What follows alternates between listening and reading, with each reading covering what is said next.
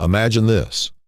You wake up on a Tuesday morning, step outside with your coffee, and hear the deep growl of cement trucks fading away from the old stone bridge, the one and only bridge connecting your property to the outside world, now sealed off by towering concrete barricades.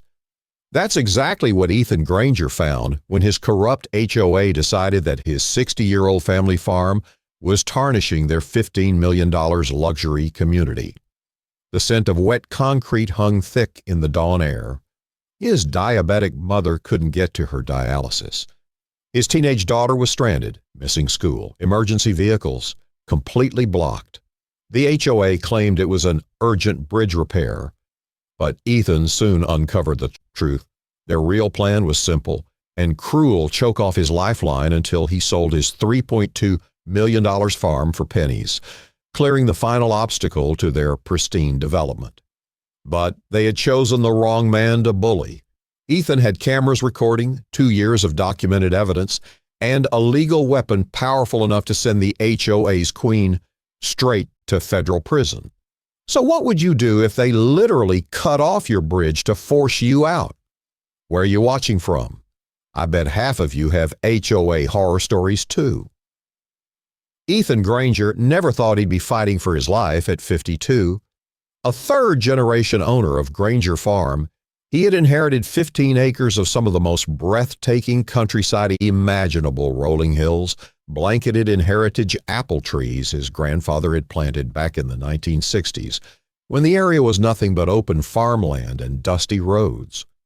His grandfather, Edward Granger, had even helped finance the construction of Brookvale Bridge, a charming stone span that connected their hilltop homestead to the main county road. The aroma of spring blossoms, the crunch of gravel under worn boots, the distant sound of cattle from neighboring pastures — it was rural America at its finest. The family lived in the original 1890s farmhouse, its weathered wood siding having sheltered 5 generations. His wife Laura worked as a school nurse. Their 16-year-old daughter Clara played varsity soccer, and his 78-year-old mother Margaret lived with them, relying on dialysis 3 times each week. Just an ordinary American family living on land they'd called home for 6 decades. But time changes things, and not always for the better. A decade ago, a luxury developer called Horizon Valley Estates purchased the surrounding 200 acres and filled it with 47 oversized mansions priced between $800,000 and $1.5 million. Overnight, Ethan found himself surrounded by people who saw his organic vegetable farm as an eyesore, his heritage land as a nuisance among their manicured lawns. The new residents formed the Brookvale Lane Homeowners Association, claiming control over the shared private road, including the very bridge Ethan's grandfather had helped fund. Unfortunately, the original 1962 easement documents were frustratingly vague about maintenance duties, a legal gray zone that would soon become a weapon. Then came Veronica Ashland, the embodiment of every nightmare HOA president imaginable. Picture a 61-year-old retired pharmaceutical executive with a perfectly styled blonde bob, always dressed in designer tennis whites, driving a pearl-white Tesla Model X as if she owned the horizon. She'd moved from Connecticut 2 years prior, carrying an attitude that screamed, "I'm better than you country people." Veronica ran unopposed for HOA president after somehow convincing every other candidate to step aside. Her first official complaint? The offensive agricultural odors from Ethan's compost operation, the healthy, earthy smell of the same kind of soil she probably paid triple for at Whole Foods.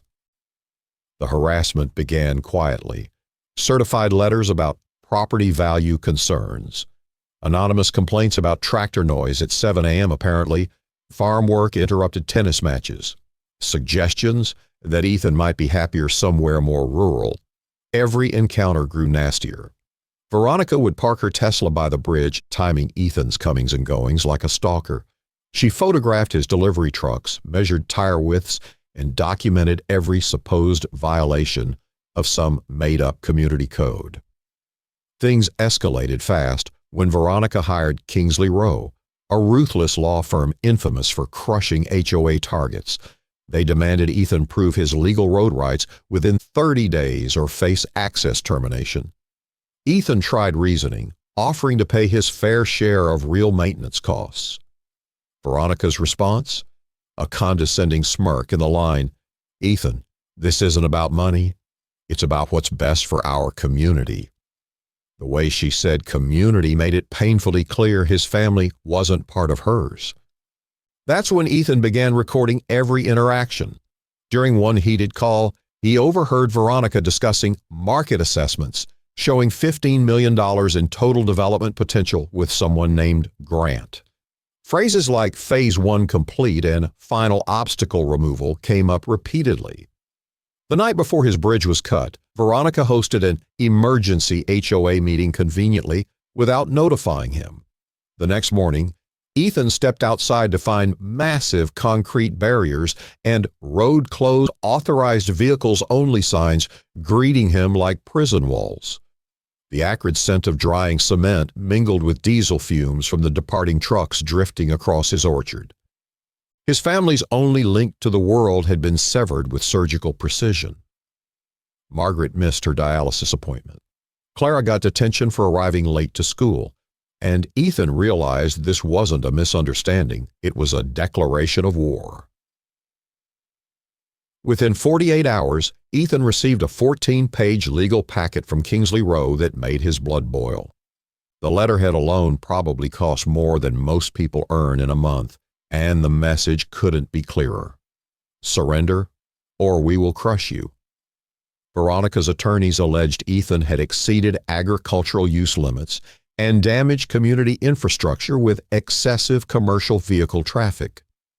Their evidence included photos of tire ruts supposedly from Ethan's tractor, except Ethan recognized those tracks instantly. They were made by the HOA's own construction rigs used to install the bridge barricades just days before. The deadline was brutal, 21 days to remedy all violations or face permanent access termination. Translation: sell your family land or remain a prisoner on your own property forever. But Ethan wasn't about to fold. That weekend, while Laura kept the farm humming and Clara handled chores, he spent 2 full days at the county records office. The musty odor of old files and the flicker of fluorescent lights felt like his high school library. But these dusty cabinets held the key to survival. What he uncovered made him smile for the first time in weeks. The original 1962 easement deed stated in plain language that the Granger family held perpetual vehicular access rights for both agricultural and residential purposes. Ethan also remembered reading that continuous use of a roadway for more than 20 years creates legal rights. HOAs can't typically revoke, and his family had used this road for 6 decades. Better still, the document required maintenance costs to be shared proportionally based on usage. As Ethan dug deeper, he discovered the HOA had been systematically overcharging commercial trucking companies with inflated fees and pocketing the excess. Ethan hired Janet Rhodes, a tough-as-nails local attorney with 30 years in property rights fights who had never lost to an HOA. Janet needed only a glance at the file before filing a quiet title action to clarify road rights, and she demanded a full audit of the HOA's suspicious $180,000 annual road maintenance budget. That's when Ethan stumbled onto something that changed the entire game. Following the money through construction invoices, he discovered the HOA had been billing the very same road repairs to 2 separate accounts charging both member dues and Horizon Valley Estates construction budget. $45,000 billed twice for emergency infrastructure improvements. Pure fraud laid out in black and white. Veronica's retaliation came swift and cruel. She organized an emergency community meeting at her mansion, naturally excluding Ethan to address so-called threats to neighborhood property values. She served imported wine and gourmet cheeses while plotting to destroy a family that had lived there before her subdivision even existed. Within days, anonymous flyers appeared in every mailbox, claiming Ethan's organic fertilizers were hazardous to children and pets. The flyers used zoomed-in photos of his compost bins, taken with a telephoto lens, making natural decomposition look like toxic waste. The paper itself carried a faint trace of expensive perfume, Veronica's signature scent, that everyone in the neighborhood recognized. The psychological warfare escalated next. The HOA installed security cameras aimed directly at Ethan's front gate, along with harsh LED floodlights that turned his peaceful farm into something resembling a prison yard. The gentle chorus of crickets and owls was replaced by a constant electrical hum that filled the night. Clara began sleeping with earplugs, while Ethan played chess in a war Veronica thought was checkers. His trail cameras soon captured HOA board members skulking near his property at midnight. His weekend farm stand became an unexpected intelligence hub, as sympathetic neighbors quietly shared details of Veronica's increasing desperation. The real turning point came when Mrs. Alden, a retired schoolteacher and longtime HOA member, approached Ethan during vegetable sales. "She tried to get me to complain about tax issues," Mrs. Alden whispered nervously, glancing over her shoulder.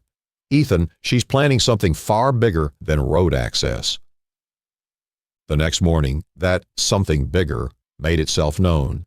Ethan returned from Clara's parent-teacher meeting to find his truck tires slashed in the school parking lot. The smell of cut rubber hit him as he stared at the shredded remains. Security footage revealed a white Tesla in the area minutes before the damage was discovered. The message couldn't be clearer. "We can reach you anywhere." Ethan now understood this wasn't about property anymore. It was about whether a corrupt HOA could terrorize American family into surrendering everything they'd built. He began sleeping with a baseball bat beside his bed. Laura started taking alternate routes to work, checking her mirrors for Tesla headlights. The crunch of gravel outside the house made the whole family freeze. Even the familiar scent of diesel, once a symbol of honest farm life, now triggered fear about what Veronica might do next. But Ethan had one critical advantage, something Veronica didn't know. He'd been recording every threatening call, documenting each harassment incident with timestamps and photos, quietly building a mountain of evidence that would soon turn her world upside down. Veronica wasn't done. 3 days after the tire slashing, a parade of county officials appeared at Ethan's gate. Code enforcement, fire inspectors, building regulators, all armed with clipboards and citations. It turned out Veronica had filed coordinated complaints with nearly every department in the county within a 2-hour window. Her goal: bury Ethan under fees, compliance costs, and administrative chaos. The county now demanded that Ethan obtain a commercial agricultural permit for operations that had been running legally since 1960. The application cost $2,800 plus a mandatory environmental impact study priced at $15,000 with a 45-day compliance deadline and $500 per day fines for delays. But Laura had been quietly investigating too. Her medical background made her suspicious of coincidences. Digging through social media and public records, she found disturbing connections. Veronica's LinkedIn showed direct ties to 3 county officials now targeting the farm. Photos from a girls' weekend in Napa showed Veronica sipping wine with the county commissioner's wife. Restaurant receipts placed her dining with the lead code inspector just days before the harassment began. Janet Rhodes immediately filed a selective enforcement complaint showing that 47 other rural properties had identical violations yet had never been cited. She also demanded all communications between the HOA board and county officials through public records requests. The results were explosive. Emails revealed Veronica had spent months cultivating these officials, hosting dinner parties and charity events to shape policy. One message openly discussed, "Make him so miserable with inspections he'll sell for anything." During this bureaucratic siege, Mrs. Alden made another secret visit to Ethan's farm stand. This time, she brought a crystal-clear audio clip of Veronica instructing her board members to document every code violation they could invent, and bragging about forcing Ethan to sell at 40% below market value before flipping the property to Grant for the full $3.2 million. The conspiracy was far deeper than Ethan had imagined, a coordinated campaign of intimidation and fraud designed to steal his home and heritage. Veronica's next move struck even deeper. Water rights. She convinced the HOA to pass emergency conservation measures during a fabricated drought scare. Suddenly, Ethan's irrigation system was deemed non-compliant with community standards, and mysterious maintenance issues appeared in the main water line feeding his farm. Repairs were scheduled to take weeks, timed perfectly to kill his crops at the height of the growing season. His farm-to-table contracts with 3 major restaurants were already hanging by a thread because of access problems. Losing irrigation would finish him financially. But Ethan had learned to think 3 moves ahead. Instead of begging the HOA for mercy, he quietly hired a drilling crew and bored a new well directly on his land, completely legal, entirely independent of HOA control, and utterly infuriating to Veronica when she spotted the equipment one morning. The sound of steel grinding through bedrock at 6 a.m. echoed like a declaration of war. Each turn of the drill bit brought him one step closer to freedom. As word spread, the neighborhood fractured. Veronica's supporters began parking cars to block farm stand customers, forcing people to walk long distances just to buy produce. Clara found herself excluded from study groups and uninvited to parties. The social Cold War mirrored the adult battle perfectly. Then came the most vicious attack yet. One night, someone sprayed industrial herbicide along Ethan's property line, killing his prized heritage apple trees, 13-year-old varieties planted by his great-grandfather. The acrid chemical smell hung in the air for days, turning what once smelled of spring blossoms into the stench of artificial death. Those trees weren't just crops, they were history. Ethan stood among the blackened trunks, touching bark his ancestors had tended, watching Clara cry over the trees she'd climbed as a child. Margaret sat in her wheelchair, tears streaming down her face, remembering her husband planting the first saplings decades ago. That night, Laura found Ethan sitting alone at the kitchen table at 2 a.m., staring at photos of the orchard in full bloom. "They're not just forcing us out," he whispered. "They're trying to erase us." The tree poisoning turned out to be Veronica's biggest mistake. Photos of the dead apple trees went viral on local Facebook groups, drawing hundreds of angry comments from people who had never even heard of the Granger farm before. The sickly chemical odor seemed to drift for miles, symbolizing more than vandalism. It was environmental warfare. But Veronica doubled down. She contacted Ethan's remaining restaurant clients, pretending concern for food safety risks on a compromised farm. In recorded calls, her voice dripped with false sympathy as she described imaginary contamination hazards. The restaurants, fearing liability, canceled their contracts within a week. The farm's income plummeted by 70%. For the first time, Ethan realized they might not make their mortgage.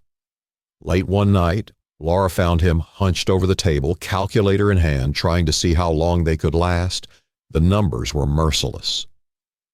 Then came the insurance strike. Ethan's farm policy was suddenly under review for high-risk factors, and a cancellation notice arrived the very same day. County fire inspectors demanded $25,000 in emergency access improvements. That's when Laura's research uncovered another bombshell. Veronica sat on the board of directors for Regional Assurance Group, the parent company of their insurer. Meeting minutes showed she had personally voted on policies labeling rural properties as developmental risk zones. It was textbook corruption, using influence to weaponize corporate systems. The next blow came under cover of darkness. Ethan's cameras recorded dump trucks from Horizon Valley illegally unloading construction debris across his organic fields, broken concrete, chemical-stained wood, and rusted rebar, ruining soil certified organic for 15 years. The grinding of hydraulic lifts and the crash of falling debris shattered the quiet night like thunder. By dawn, Veronica had filed emergency environmental complaints accusing Ethan of hazardous practices. She fed fabricated stories to newspapers about a rogue farmer endangering the community. But Mrs. Alden's secret surveillance network had captured everything, time-stamped photos showing the trucks came from Horizon Valley's own site. Lab tests confirmed identical chemical residues. Ethan was the victim, not the villain. The FBI's Financial Crimes Unit had already begun tracking Ethan's evidence. Bank records revealed $400,000 in wire transfers from Horizon Valley's accounts to Veronica's consulting company over 18 months, each payment aligning with a new harassment campaign. Then Jake Henson, a former HOA insider, came forward with a smoking gun. Video of Veronica admitting to fabricating evidence and paying board members $10,000 cash each to maintain silence. Veronica's downfall began fast. Her tennis club suspended her membership. Her former pharmaceutical colleagues filed ethics complaints. Her lawyers withdrew, citing ethical conflicts. Legal bills piled up past $80,000. Meanwhile, her allies faced retaliation. Jake's car was vandalized. Tom Patel, the accountant helping Ethan, lost clients, and Mrs. Alden was ostracized from her social circles. The harassment became childish, but the stakes remained deadly serious. The stress nearly broke the Granger family. Margaret's blood pressure spiked dangerously during dialysis sessions. Clara's grades dropped under social isolation. Laura started browsing real estate listings in other states, quietly preparing escape plans. The once comforting rumble of diesel engines now triggered panic instead of pride. Every nighttime sound made them hold their breath. One evening, Ethan found Laura crying in the laundry room, clutching Clara's soccer uniform. "What if we have to leave?" she whispered. "What if she wins?" That's when Ethan realized this was no longer about land. It was about proving whether an American family could stand against corruption and survive. That night, he made a decision that would change everything. No more defense. It was time to fight back. The federal investigation grew wider by the day. The IRS's criminal division opened tax fraud cases. Bank examiners uncovered layers of money laundering, while wire fraud across state lines gave the feds full jurisdiction. Veronica's final desperate play came when she filed a false police report claiming Ethan had made violent threats, timing it just 24 hours before his planned public evidence presentation. But Janet's legal team was 3 steps ahead, armed with phone logs, witness statements, and recordings that would obliterate her fabricated story. The turning point arrived on a rain-soaked Thursday morning when Janet Rhodes called with life-changing news. Her paralegal had unearthed a forgotten clause buried deep in the 1962 road construction contract, a clause nobody had noticed in 60 years.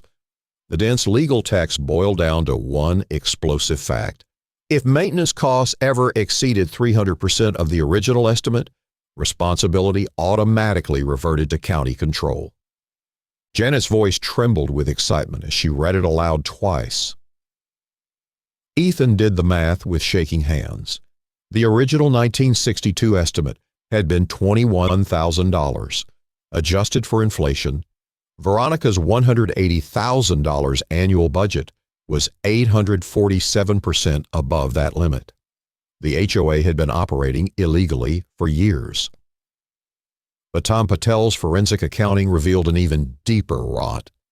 The HOA's main contractor, Valley Infrastructure, turned out to be a shell company owned by Horizon Valley Estates.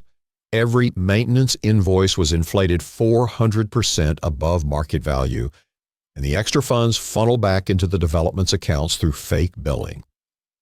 Laura spread bank records across their kitchen table, the aroma of fresh coffee unable to mask the stench of corruption. Each highlighted transaction was another piece of proof. Every pothole patch, every paint stripe, pure fraud. The county attorney's response was pure panic. If responsibility reverted to the government, the county could be liable for blocking Ethan's access and for violating the civil rights of his disabled mother. Federal disability law carried million-dollar penalties. The county's insurer threatened to cancel coverage, and political pressure reached the governor's office. Federal subpoenas hit Veronica's accounts next. Investigators found $200,000 in unreported consulting income tied directly to Horizon Valley. The IRS prepared tax evasion charges while the state board moved to revoke her professional licenses. The full picture came together. Horizon Valley was drowning in debt and needed Ethan's land to break ground on Phase 2 of their project by December or lose $8 million in financing. Their entire conspiracy had been driven by greed and looming bankruptcy.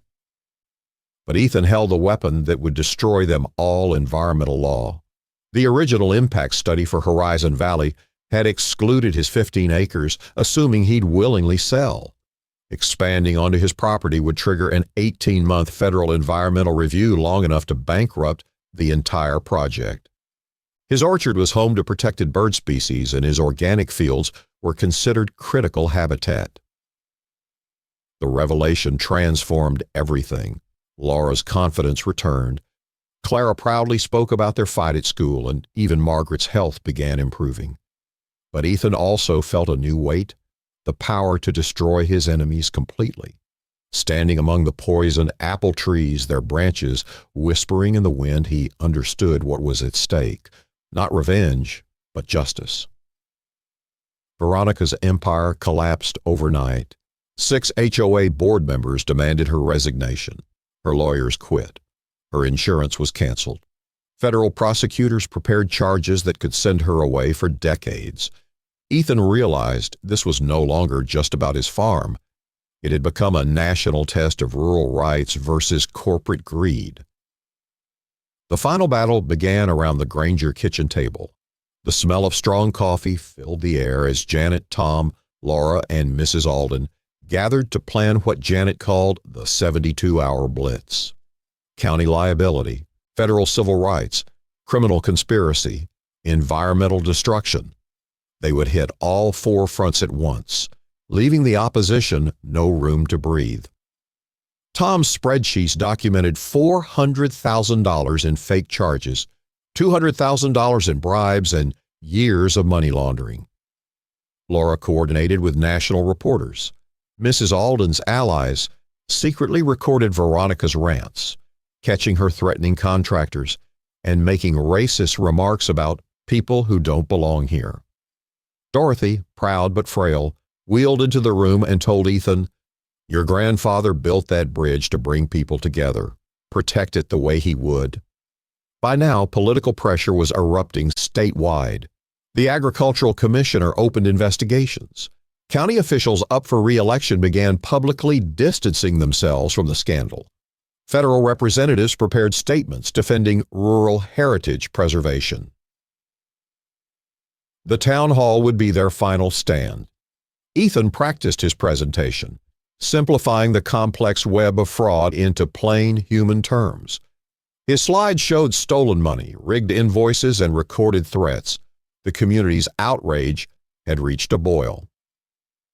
Laura's research uncovered even more crimes: wire fraud, mail fraud, conspiracy to deprive civil rights, each carrying decades in prison. Everything was timed down to the minute. Legal filings at 9 a.m., media interviews at 2 p.m. town hall, explosion at 7 p.m. But Veronica, sensing defeat, made her final catastrophic mistake. Just 12 hours before the event, Mrs. Alden called in panic. "She's on your property," she whispered. "She's cutting something near your shed." Security footage confirmed it. Veronica, in black clothes and latex gloves, was sabotaging Ethan's irrigation system, a federal crime since it connected to agricultural monitoring equipment. Then, desperate, she called the sheriff at dawn, claiming Ethan had threatened to burn down the neighborhood. But her lie fell apart instantly.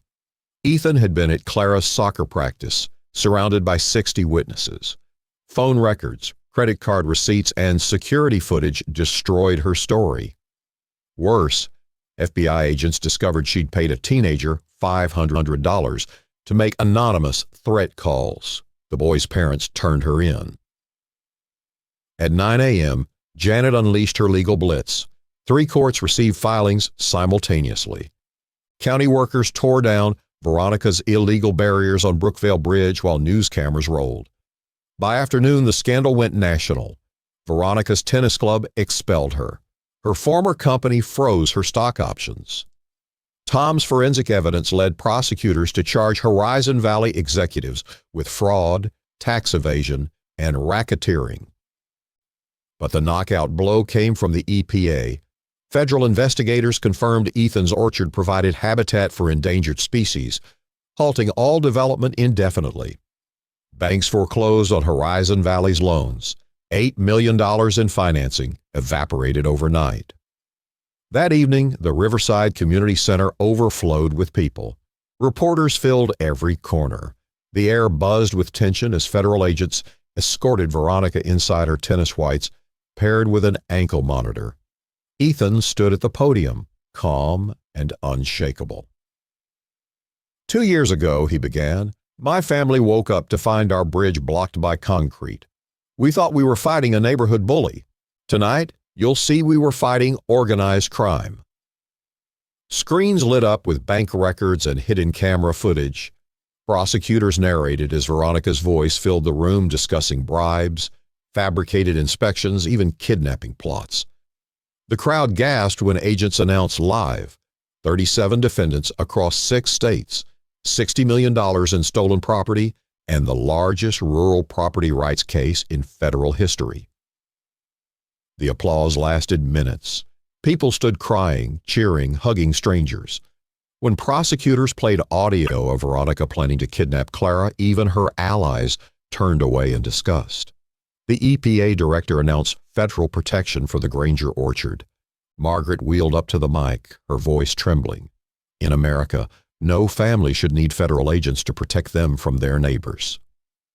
Clara, eyes bright with courage, grabbed the microphone next. She thought we didn't belong here, she said, but we're still here and she's going to prison. Good people still win in this country. Veronica Ashland was sentenced to 32 years. Grant Morrison, her developer partner, got life without parole. Horizon Valley was dissolved, and a $20 million fund compensated victims. 3 months later, dawn returned peace to Granger Farm. The orchard bloomed again. The bridge opened, the birds singing over the valley. Ethan's memoir, Holding the Line, became a bestseller. The Rural Property Protection Act passed Congress, inspired by his testimony. Scholarships from the Granger Education Fund helped young farmers nationwide. Clara earned a full ride to study sustainable agriculture. Margaret's health stabilized, and Laura continued helping families fight corrupt HOAs. Evening air once again carried the scent of apple blossoms, not diesel, not fear, just freedom. The family's victory had become more than survival. It was proof that courage, truth, and persistence can still defeat greed and power. So tell me, what would you have done if they'd cut off your bridge? Share your HOA nightmares below and subscribe for more stories where good people fight back and win.